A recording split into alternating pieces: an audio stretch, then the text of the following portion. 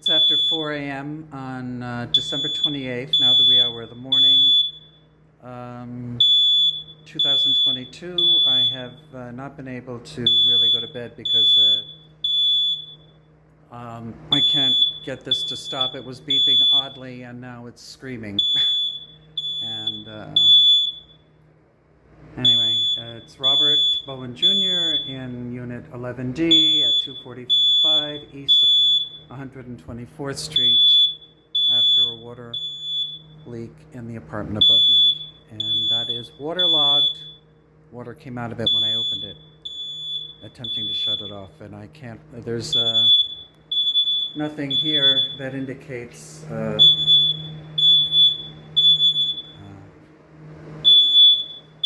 what? Cutting it off.